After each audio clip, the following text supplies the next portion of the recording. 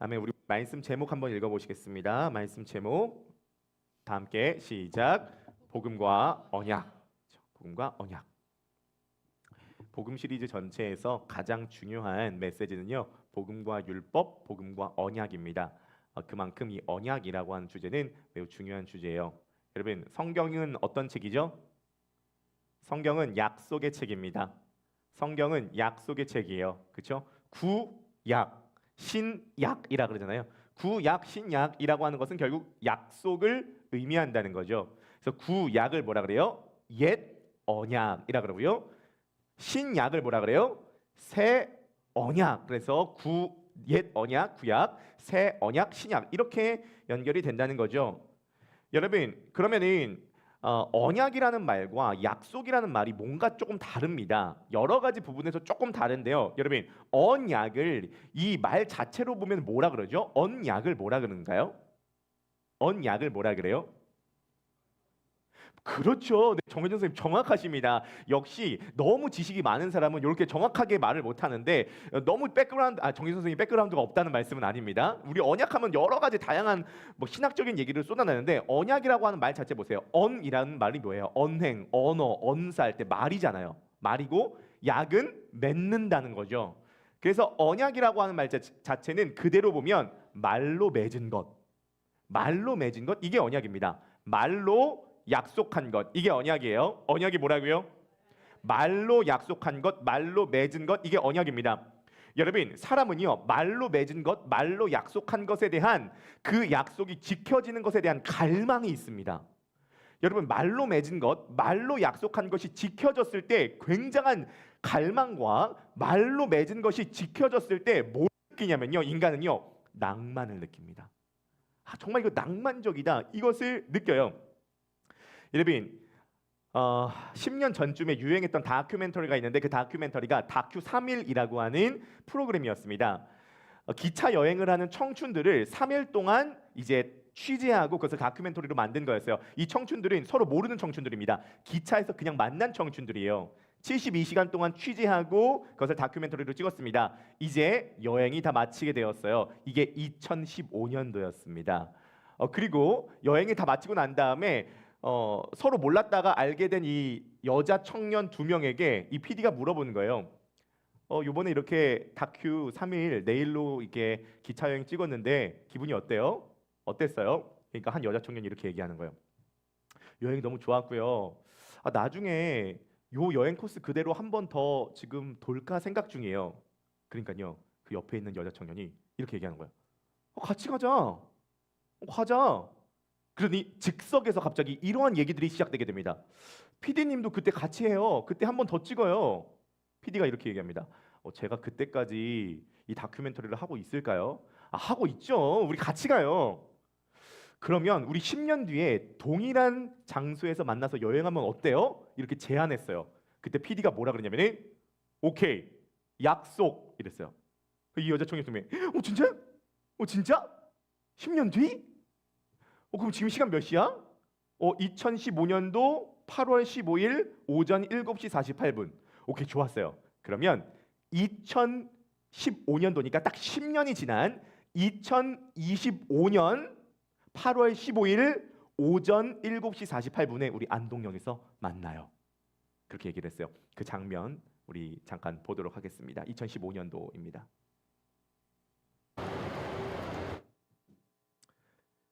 2025년도 8월 15일 오전 7시 48분 안동역에서 다시 만나요.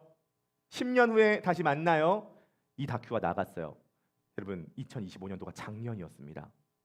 작년 8월 달에 이 다큐가 전 국민의 엄청난 관심사가 됐어요. 만날 거냐?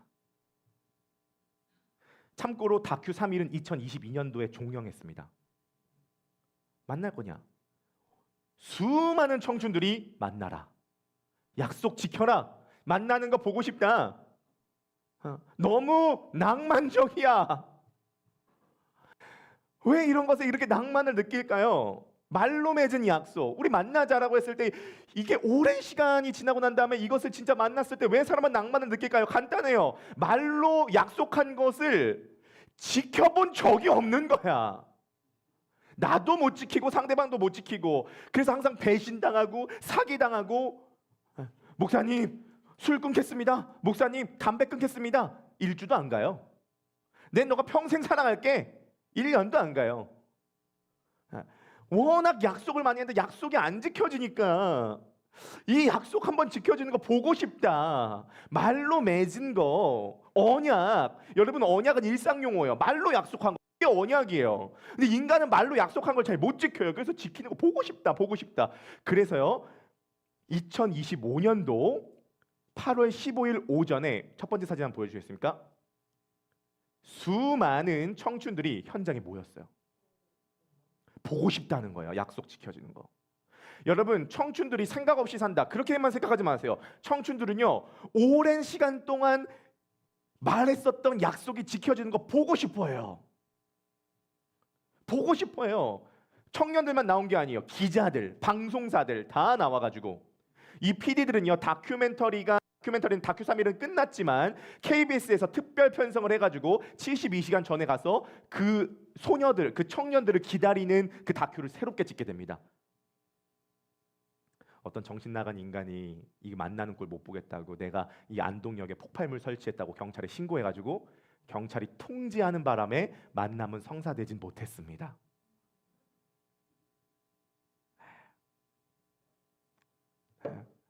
여러분, 여러분, 인간은요, 언약을 갈망해요. 그리고 그 언약이 지켜지는 걸 갈망한다고요.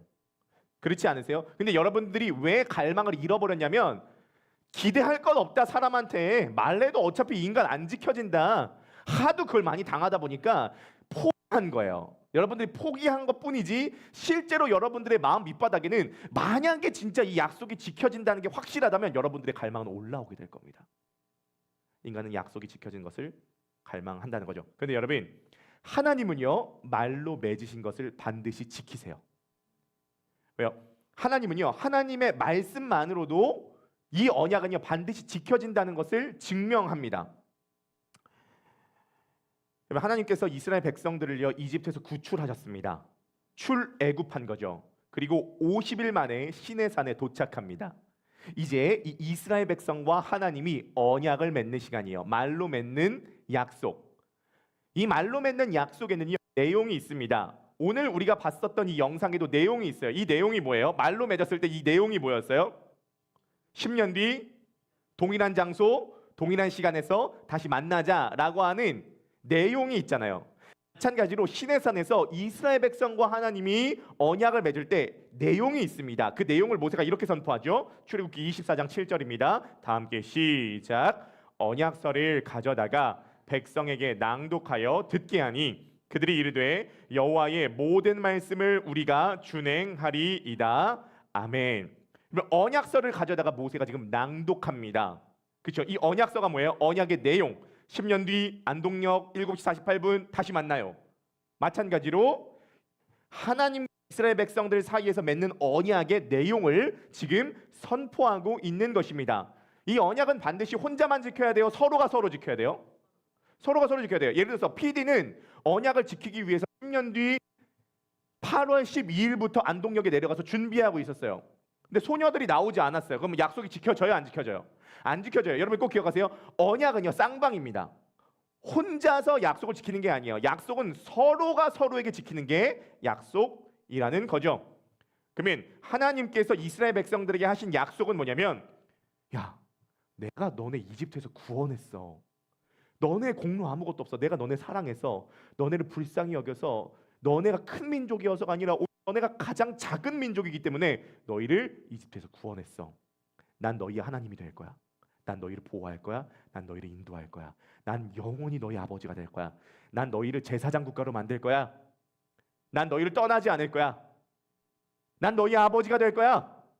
라는 약속을 하셨어요. 그러니까 너네도 너네가 할 게 있어. 너네는 나만 섬겨. 너희는 내게 순종해. 너희는 나만 따라. 라고 하는 게 언약의 내용이었다는 것이죠. 그 언약의 내용 중에 가장 중요한 내용이 출애굽기 20장 1절에서 3절 말씀인데요. 다 함께 읽어볼까요? 준비 시작. 하나님이 이 모든 말씀으로 말씀하여 이르시되 인도하여 낸 내 하나님 여호와이니라. 너는 나 외에는 다른 신들을 내게 두지 말라. 아멘. 나 인도할 거야. 나 너 구원했어. 나 너의 아버지가 될 거야. 난 너희를 제사장 국가로 만들 거야. 난 너에게 복 줄 거야. 여러분, 하나님은 우리들에게 복 주시기를 원하세요. 하나님은 우리들에게 자신의 모든 것을 쏟아 부어 주시기를 원하십니다. 그리고 우리들에게 요구하는 게 있어요. 언약은 쌍방이니까 너는 나만 섬기고 넌 내게 순종해. 그럼 순종해야 되면 순종해야 되는 목록이 있겠죠. 언약 안에는 쌍방이기 때문에 우리 입장에서 하나님께 순종해야 될 목록이 있을 겁니다. 그 목록을 뭐라고 그럴까요? 율법이라고 그러는 겁니다. 율법은요, 언약을 지키기 위해서 우리들 편에서 하나님께 순종해야 될 목록, 이게 율법인 거예요. 그래서 이스라엘의 율법은요, 이방인의 양심과 거의 비슷한데 좀 다른 게 여러 가지 뭐 제사 제도나 또는 여러 가지 무슨 정결 제도가 따로 있는 겁니다. 하나님께 순종해야 될 법이 이렇게 있는 거예요. 근데 문제가 뭐예요? 사람이요, 율법을 다 지킬 수 있어요? 중간중간 어겨요? 어겨요. 여러분들도 이번 한 주 동안 율법을 어긴 적이 없어요? 매일 어기십니까? 매일 어겨요. 우리 율법을 매일 어겨요. 그럼 율법을 어기면 그걸 뭐라 그러냐면 그걸 죄라 그래요. 그럼 죄가 들어오면 언약이 깨지잖아요. 그래서 이 언약을 깨지는 것을 방지하기 위해서 그 다음 주신 제도가 뭐냐면 그게 제사라는 겁니다. 제사 제도를 통하여서 흠없는 어린 양을 잡음으로써 죄를 처리하는 거예요. 그러니까 여러분들 머릿속에 공식을 삼을 때 하나님께서 구약 백성에게 주셨던 율법과 제사는요, 뭐를 바치는 시스템이냐면 언약을 바치는 시스템입니다. 율법과 제사가 뭐라고요? 언약을 바치는 시스템이에요. 쌍방이기 때문에 우리 입장에서 순종해야 될 순종의 목록이 율법이고, 그 율법을 어겼을 때 발생한 죄에 대해서 처리하는 방식을 주신 게 제사예요. 그래서 율법과 제사를 통해서 하나님과 이스라엘 백성들의 언약 관계를 유지해 나가신 겁니다. 어렵지 않으시죠? 여러분, 언약은요, 말로 맺은 거예요. 그러니까요, 여러분들 못 지킬 값에라도 하나님을 흉내내고 하나님을 닮기를 원하신다면요, 여러분들 말로 여러분들이 원하는 하나님 앞에 사람 앞에 결단하는 내용을 선언하세요. 못 지킬 값에라도. 그죠? 언약을 맺으세요. 술, 담배에 끊겠다 하는 약속을 하잖아요. 근데 안 지키잖아요. 안 지켜도 말로 하세요. 올해 끊겠습니다. 제가 아는 분들은요, 이 스스로 언약을 맺은 분들이 많아요. 예를 들어 이런 것입니다. 주님, 제가 이제 목회를 시작을 하는데 목회하는 여정 내내 일어났다 하면 낮에 눕지 않겠습니다. 일어났다 하면 낮에 눕지 않겠습니다. 그걸 약속했대요. 독감 걸렸을 때도 안 누웠대요. 독감 걸렸을 때도 안 누웠대요. 그 약속 지키려고. 어떤 분은요, 성도님 중에 이런 약속을 하신 분이 있어요. 나는 늦게 일어나든 일찍 일어나든 바쁘든 말씀 묵상을 하지 않으면 하루 일과를 시작하지 않겠습니다. 말씀으로 하루를 열지 않으면 난 하루 시작하지 않겠습니다. 라고 언약, 말로 맺은 거예요. 그래서 그 평신도는요, 내가 전날에 늦게 자서 늦게 일어났든 일찍 자서 일찍 일어났든 내가 오늘 바쁘든 뭐하든 말씀 묵상을 안 하면 아예 뭔가 시작을 못 한대요. 하루 시작을 못 한대요. 이미 그렇게 세팅이 돼버렸기 때문에. 여러분, 사람 앞에서 하나님 앞에서 평생 동안 지키는 거 너무 부담스럽다면 요번 일주일 동안이라도 말로 한번 맺어보세요. 나 이거 해보겠다. 이따 끝나고 우리 집별로 하브로트 할 때 나 이거 해보겠다. 말로 맺으세요. 하나님은요, 언약을 선포하십니다. 말로 맺은 약속이에요. 여러분, 하나님은요, 말로 내뱉으신 건 반드시 지켜요. 왜요? 인간은 말로 내뱉은 거 안 지키잖아요. 근데 하나님은 어떻게 말로 내뱉은 걸 지키시죠? 이게 하나님의 속성 때문인데요. 히브리서 6장 17절에서 18절입니다. 다 함께 읽어보시겠습니다. 준비, 시작. 하나님은 약속을 기업으로 받는 자들에게 그 뜻이 변하지 아니함을 충분히 나타내시려고 그 일을 맹세로 보증하셨나니. 자, 그 다음 18절입니다. 시작. 이는 하나님이 거짓말을 하실 수 없는 이 두 가지 변하지 못할 사실로 말미암아 앞에 있는 소망을 얻으려고 피난처를 찾은 우리에게 큰 안위를 받게 하려 하심이라. 아멘. 여러분, 인간이 죄를 짓고 나서 인간에게 들어온 기능이 있습니다. 그 기능이 뭐냐면 거짓말하는 기능이에요. 사단은 거짓의 아비예요. 그래서 우리가 사단에게 속을 때 우리도 거짓말하는 기능이 생겨나게 됐어요. 그래서 맨날 우리 전화 오잖아요. 보험 조정 센터에서 전화 옵니다. 보험 납부를 성실하게 해주고 조정이 된다는 거예요. 알고 보니까 그게 다 영업이었었던 거예요. 보험 조정 센터라는 게 없더라고요. 그러니까 우리나라가 사기 공화국이잖아요. 1년에 보이스 피싱이 지금 몇 건이에요? 1년에 보이스 피싱이 100만 건? 엄청 많아요.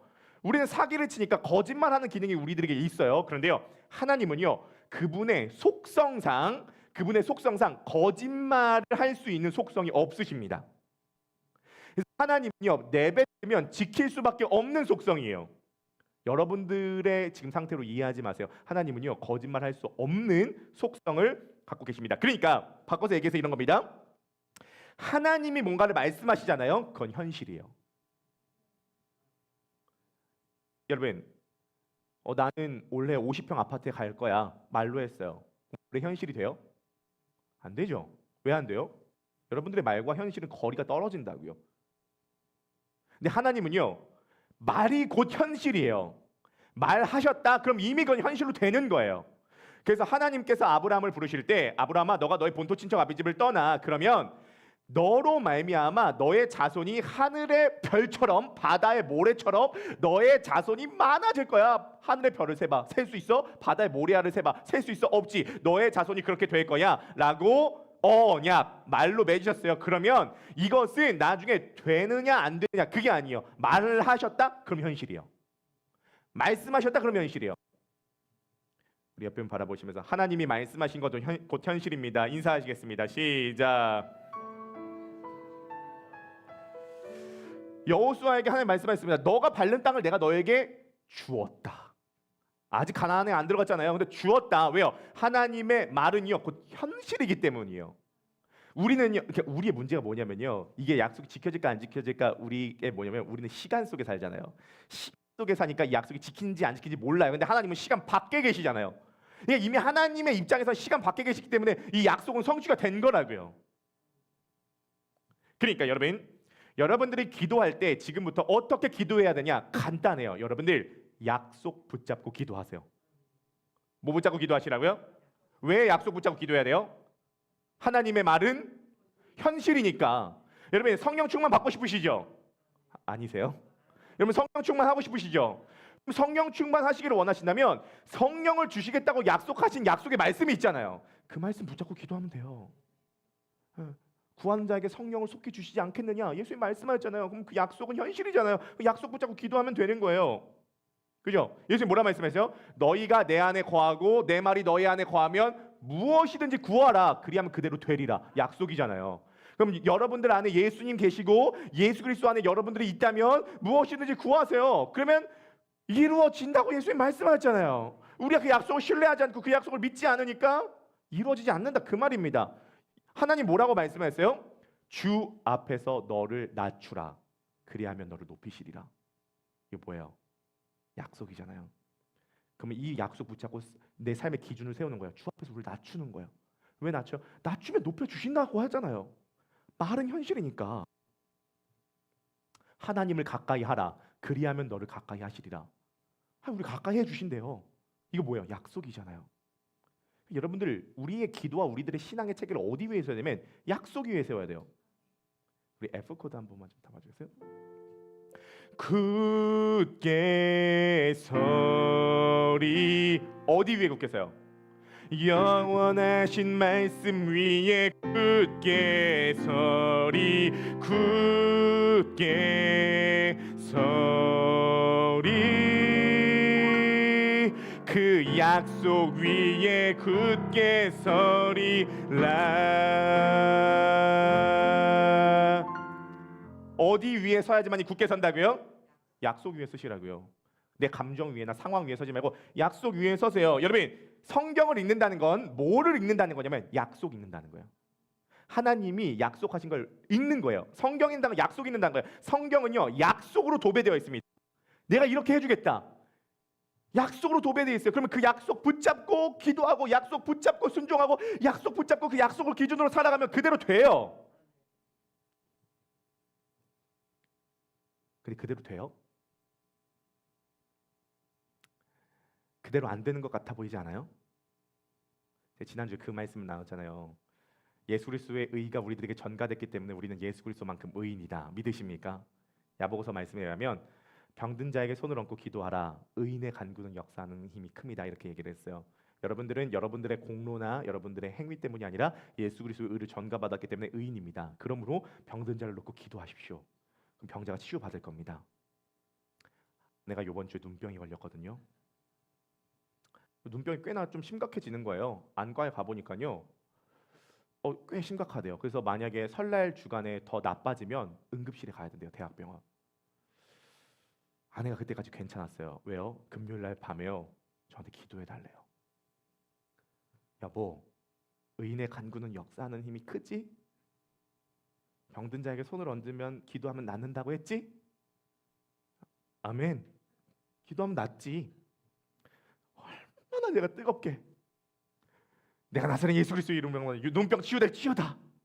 눈병 깨끗해질지어다. 하나님, 우리 의인의 간구는 역사하는 힘이 큽니다 얘기했어요. 치유하여 주시옵소서. 중간에 아멘 아멘도 하더라고요.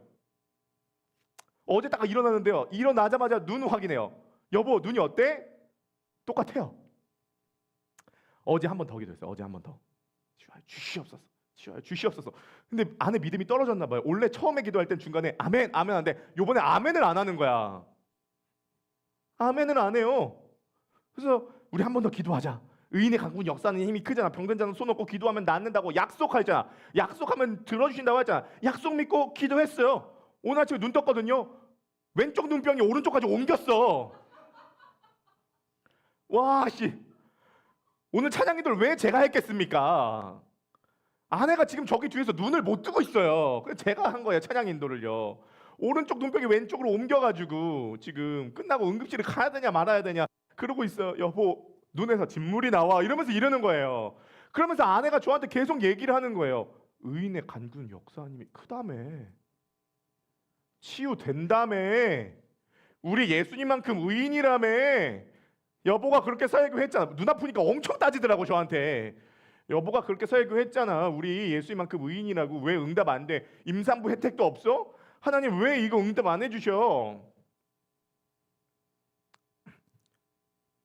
여러분 보세요. 우리가 왜 하나님의 실제적으로 우리가 왜 하나님의 약속을 굳게 못 잡냐면 약속이 안 이루어지는 것처럼 보일 때가 많아요. 성경은 약속 되어 있어요. 믿으십니까? 그 약속대로 이루어져요. 왜냐면 하나님의 속성상 거짓말 못 하시니까. 근데 그 약속 붙잡고 신앙생활 하는데 약속이 안 이루어지는 것처럼 너무도 많이 보여요. 그런데 여러분 꼭 기억하세요. 아브라함도 그랬어요.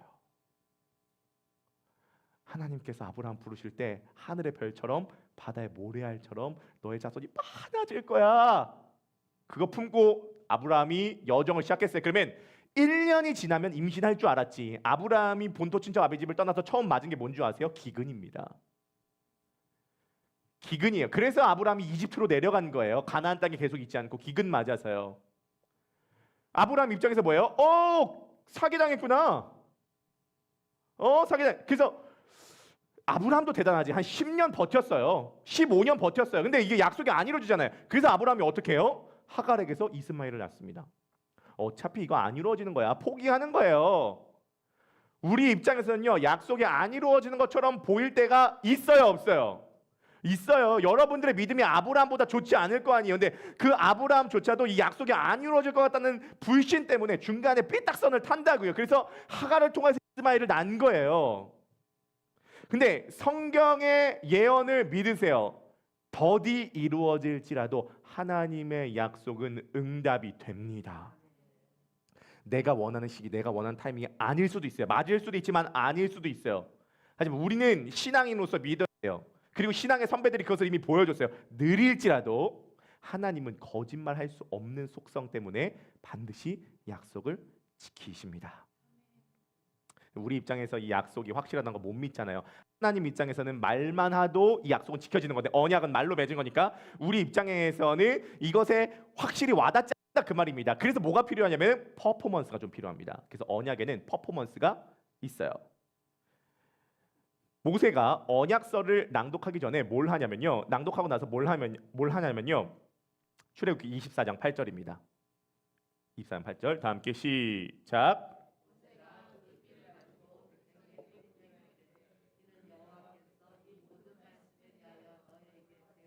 언약의 피니라.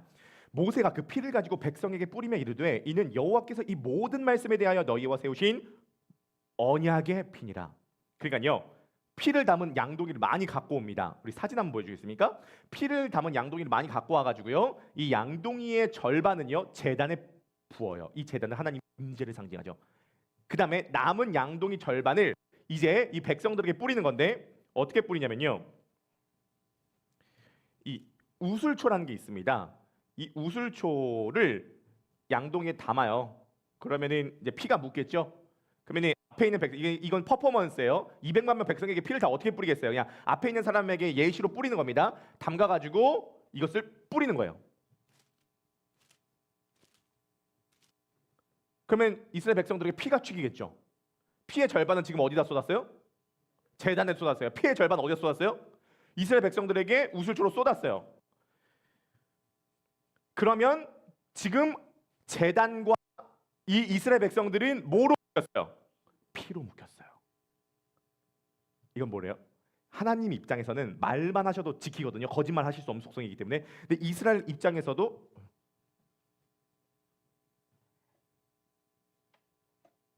이게 확실한 보증이 돼야 되기 때문에 피를 한 번 더 뿌린 겁니다.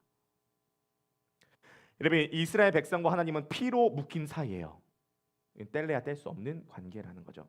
여러분, 그러므로 꼭 기억하세요. 하나님께서 우리에게 약속의 말씀을 주시고 약속하셨습니까? 그건 지켜집니다. 더디어도 지켜져요. 우리 A 코드, G 코드로 우리 한번 하나님 한 번 더 나눠볼까요?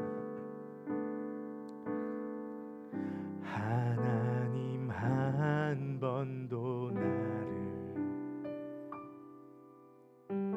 실망시킨 적 없으시고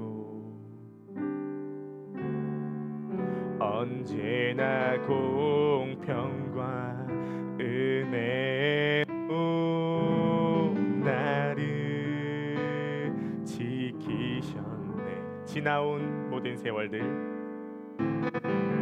지나온 모든 세월들 돌아보아도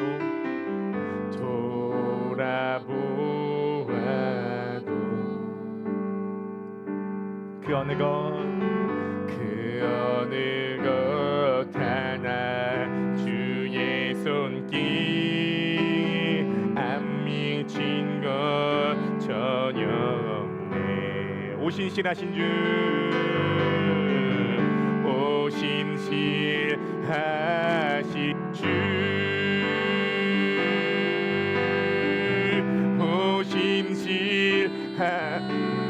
아멘. 내 너를 떠나지도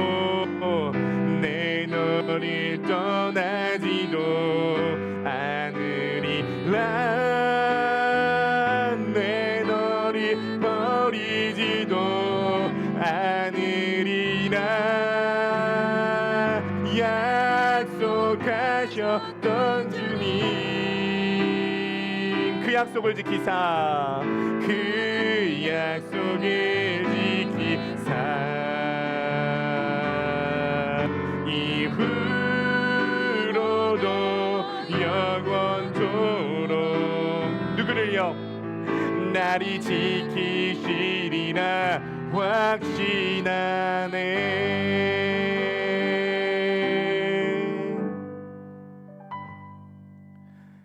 여러분, 하나님은요 굉장히 낭만적인 분이세요. 10년 전에 2015년도에 우리 만나자라고 하는 약속을 10년 후 2025년에 기억하고 지키는 게 굉장히 낭만적이잖아요. 그런데요, 하나님께서는요, 내가 너의 하나님 될 거야, 내가 너 구원할 거야, 내가 너의 영원한 아버지가 될 거야, 내가 너 제사장 나라로 삼을 거야 라고 말씀하셨던 그 약속을요 모두가 다 잊어버렸을 때 하나님은 기억하셨어요. 그리고 이 언약을 맺고 난 뒤 정확하게 1500년 뒤에 하나님께서 이 언약을 성취하는 어떤 모습을 보여주시죠. 마치 오늘 본문 출애굽기 24장의 모습을 연상시키는 어떠한 장면이 펼쳐지게 됩니다. 그 장면은요 마태복음 26장 26절에서 28절이에요. 다 함께 읽어보실까요? 준비 시작. 그들이 먹을 때에 예수께서 떡을 가지사 축복하시고 떼어 제자들에게 주시며 이르시되 받아서 먹으라, 이것은 내 몸이니라 하시고 또 잔을 가지사 감사기도 하시고 그들에게 주시며 이르시되 너희가 다 이것을 마시라. 이것은 죄 사함을 얻게 하려고 많은 사람을 위하여 흘리는 바 나의 피 곧 언약의 피니라. 예수께서 십자가 지시기 전날 밤에 제자들과 함께 다락방에 모이십니다. 그리고 제자들과 함께 마지막 유월절 만찬을 진행하시죠. 우리 사진 한번 보여주시겠습니까? 그런데요, 예수님께서 평소 같지 않게 굉장히 이상한 말씀하십니다. 빵을 떼어 주시면서 뭐라고 말씀하시냐면 이거 내 몸이야. 여러분, 우리가 오늘 성만찬을 할 테지만 우리 입장에서 좀 제발 생각해 보지 마세요. 당시 입장에 생각해 보세요. 이거 너무 기괴한 겁니다. 빵 주면서 이거 내 몸이야. 이거 진짜 무서운 거 아니에요? 그로테스크, 스릴러예요. 내 몸을 먹어야 돼? 그래서 초대교회 성도님들의 별명이 뭐예요? 식인종. 인간의 몸을 먹는다고. 근데 그 다음에 더 중요합니다. 잔을 따르면서 제자들에게 말씀하시는데 이것은 너희를 위해서 흘리는 피야. 근데 그냥 피가 아니에요. 어떤 피냐면 언약의 피야. 어떤 피라고요? 언약의 피. 언약의 피. 예수 그리스도께서 흘리신 피는요, 뭐 보혈이라고 하기도 하고 피라고 하기도 하고, 피는 두 가지 상징하잖아요. 생명을 상징하고 죽음을 상징합니다. 근데 이 피가 여러 가지 피의 의미가 있지만 예수 그리스도의 피의 가장 주된 의미는 뭐냐면 예수 그리스도의 피는 언약의 피입니다. 이스라엘 백성과 하나님이 언약을 맺을 때 피의 절반은 제단에 쏟고 피의 절반은 이스라엘 백성들이 뿌렸어요. 이제 하나님과 이스라엘 백성들은 피로 묶인 사이예요. 근데 그 피는 일시적인 피, 동물의 피, 양의 피, 염소의 피였어요. 근데 이제 하나님께서 동물, 양, 염소, 송아지의 피가 아니라 다른 피로 이스라엘뿐만이 아니라 우리 모두와 언약을 맺으시겠대요. 그 피는 누구의 피냐? 양과 염소의 피가 아니라 보배로운 예수 그리스도의 피입니다. 그러므로 우리는 예수 그리스도로 인하여 그분의 언약의 피로 인하여 하나님과 완전히 언약 관계로 묶이게 되었다, 그 말이에요. 중요한 게 있습니다. 언약은 쌍방이라고 말씀드렸어요. 하나님 입장에서만 언약을 지키는 것이 아니라 인간 입장에서 언약을 지켜야 돼요. 그것이 두 가지라고 말씀드렸습니다. 하나가 율법이고 하나가 제사예요. 근데 인간이 이 율법과 제사를 통하여서 하나님과 언약 관계를 맺을 수 있다고 계속 그걸 지켜왔는데요, 인간이 자꾸 여기서 실패한다, 그 말입니다. 그런데요, 예수 그리스도께서 이 땅 가운데 사람의 몸을 입고 오셔서 율법의 모든 요구를 예수 그리스도의 생애를 통하여 완성하셨어요. 할렐루야. 뿐만이 아니라 예수 그리스도께서 본인이 화목 제물이 되어서, 본인이 어린 양, 유월절 어린 양이 되어서 영단번의 제사를 드리심으로써 구약에 있었던 모든 제사를 완성하셨어요. 그러므로 구약의 언약을 바치는 율법과 제사를 그리스도의 생애와 십자가를 통하여 완성하셨다, 그 말입니다. 그러므로 여러분들의 머릿속에 이렇게 생각하시면 되겠습니다. 율법과 제사를 통하여서 하나님과 언약을 맺는 것, 이것을 옛 언약, 구약이라고 하고, 예수 그리스도의 생애와 그분의 죽음을 믿음으로 말미암아 하나님과 맺어지는 언약을 새 언약, 신약이라고 하는 겁니다. 그리고 저와 여러분들은 구약 백성이에요, 신약 백성이에요? 신약 백성입니다. 저와 여러분들은 하나님과 언약을 맺었는데 누구의 피로 언약을 맺었냐? 예수 그리스도의 피로 언약을 맺었고요. 놀라운 건 인간 입장에서 지켜야 될 모든 의무까지 예수 그리스도께서 다 지키셨어요. 율법과 제사를 예수 그리스도께서 다 지키셨어요. 그래서 여러분들이 조금 문제가 있어도 언약은 파기되지 않아요. 두 가지 적용을 하고 오늘 메시지를 마치도록 하겠습니다. 이제 여러분들의 입장에서 하셔야 될 두 가지예요. 첫 번째입니다. 이 언약을 맺은 저 여러분들이 하셔야 될 첫 번째입니다. 여러분, 포기하지 마십시오. 포기하지 마십시오. 우리는 약속이 지켜지지 않는 것 때문에 상처받습니다. 사람에게나 상황에게나 교회에게나 가족에게.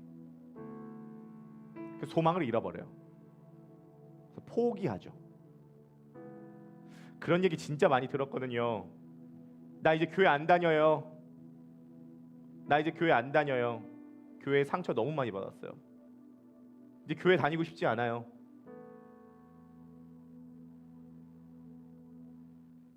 여러분, 포기하지 마십시오. 뭐 교회 한 10,000군데라도 다녀보셨습니까? 우리가 교회를 다니면서 받은 상처는 매우 제한적이에요. 그건 그 교회라고요.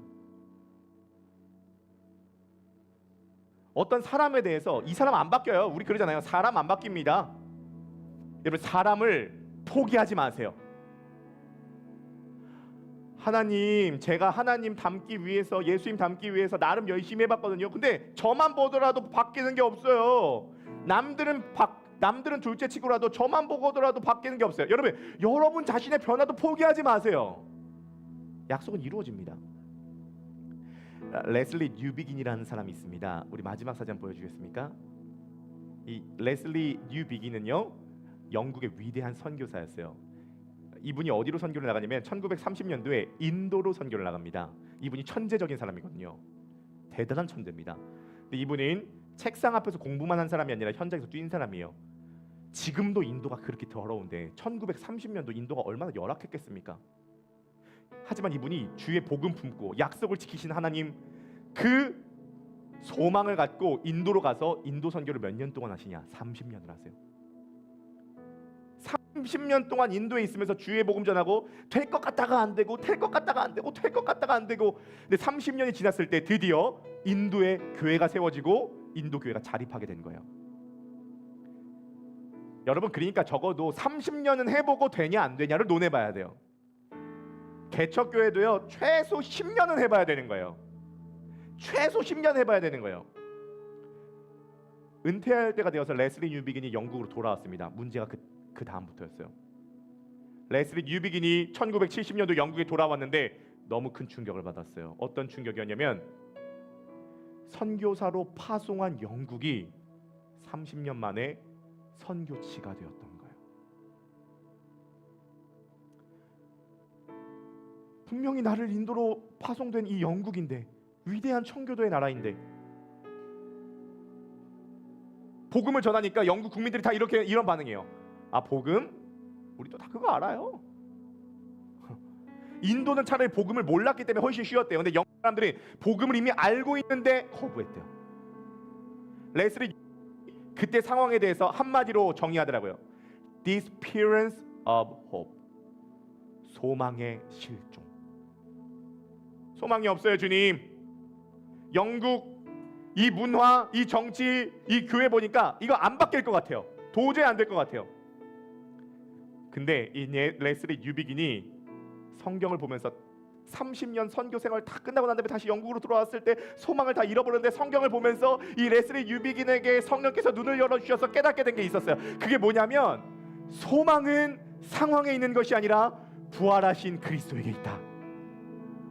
그리스도께서 이 땅 가운데 오셨고 부활하셨고 그러면 다시 오실 것이다. 소망의 근거는 암울한 영국에 있는 것이 아니라 부활하신 그리스도, 다시 오실 그리스도다. 그러므로 소망이 없다라고 말하지 않고, 소망은 있는데 그 소망에 우리가 어떻게 반응하느냐의 문제이다 라고 다시 한번 결단을 하고 다시 한번 주의 복음 전하기 시작했습니다. 여러분, 우리는 순간순간 약속이 더딘 것 같아요. 성경의 수많은 인물들이 그렇게 얘기를 했어요. 하박국 2장 3절 다 함께 읽어봅시다. 하박국 2장 3절이에요. 준비, 맨 마지막 9절. 네, 제가 읽어드리도록 하겠습니다. 하박국의 말씀을 들어보세요. 이 묵시는 정한 때가 있나니 그 종말이 속히 이르겠고 결코 거짓되지 아니하리라. 비록 더딜지라도 기다리라. 지체되지 않고 반드시 응하리라. 비록 더딜지라도, 우리는 순간순간마다 하나님의 약속이 더딘 것처럼 보여져요. 그래서 레슬리 뉴비긴이 나 이렇게 영국에서 선교사 파송해서 30년 동안 개고생하고 돌아왔는데 왜 우리나라는 이 모양 이 꼴입니까? 라는 그 절망 속에서 비록 더딜지라도 기다리라. 지체되지 않고 반드시 응하리라. 여러분, 여러분들의 가족 가운데 포기하고 싶은 사람이 있다면 포기하지 마세요. 여러분, 이 땅 가운데 교회 포기하고 싶은 생각이 들 때 포기하지 마세요. 여러분들의 자신의 변화와 여러분들의 자신의 구원 포기하고 싶을 때도 포기하지 마세요. 왜? 소망은 상황에 있는 것이 아니라 부활하신 그리스도 약속의 하나님에게 있기 때문입니다. 지체되지 않고 응해요.